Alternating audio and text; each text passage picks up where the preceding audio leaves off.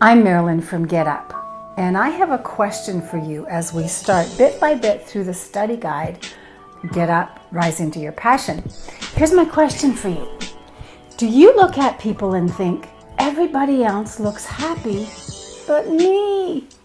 They seem to be knowing what they're supposed to do with their life, and they're doing it. They're confident. Was I in the wrong line when all that stuff was given out? What about me? What about me? I want to say two things about that. Number one, no one's life is perfect. It doesn't matter how it looks on social media. Just know that. Everyone has their trials and their struggles because we all live in this world. And number two, God has created you with a specific desire, a specific purpose to do something that is unique to you. You're not going to do what they're doing. You're going to do what you're gifted to do. And actually, it's not hard to find out what that is. We've made it complicated, but God did not make it difficult. In the book, I talk about my dad.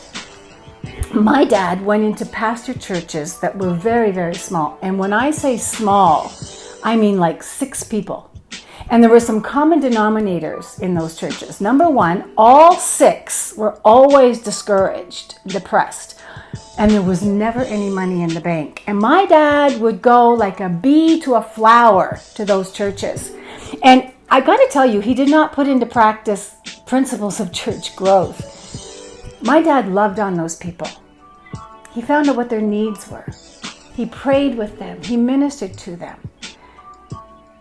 My dad talked to everybody. He would go to the cashier in the grocery store, to the teller in the bank, to the gas attendant at the gas station back then when they used to pump her gas. And he would talk to them, and he would start wherever they were. For example, if they didn't have a wedding ring on, he would say to them, "Would you like to be married?" A lot of them would say, "Yeah."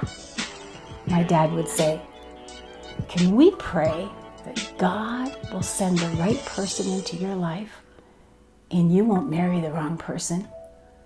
I don't think anybody ever said no to that.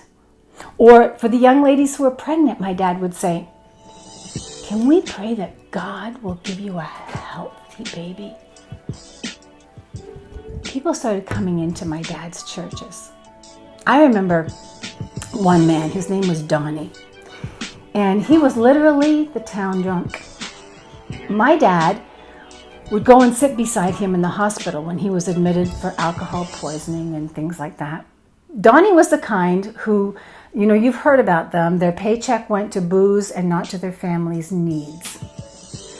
My dad never condemned him. He sat beside him in the hospital. Donnie wanted Dad to go away, but my dad would stay there and just get him what he needed and pray with him and just love him.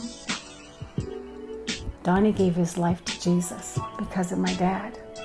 But get this, Donnie became treasurer of her church.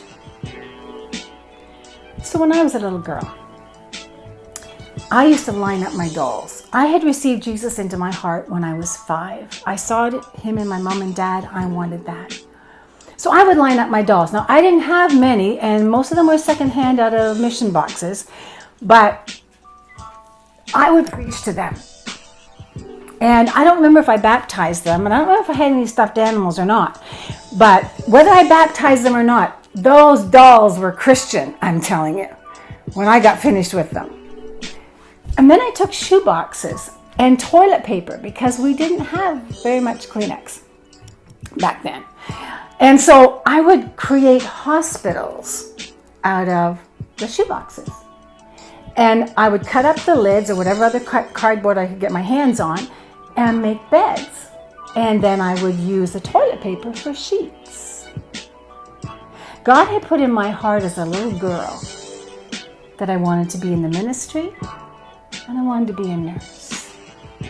Now, there were lots of times in my life that I thought, I am not smart enough to do either of these things. But because all things are possible with God, because He put them in my heart, I became a registered nurse, still am, became a minister, I still am. So here's my question. You see, Psalm 37 says, if you delight in the Lord, He will give you the desires of your heart. That doesn't mean you can have whatever you want. It means the desire that's in your heart, maybe from when you were a little girl, the desire that's in your heart, He put that there. So my question is, what did He put in your heart? And do you think that at the age you're at right now, you know what He put in your heart? But it's too late. Oh, we'll talk about that next time.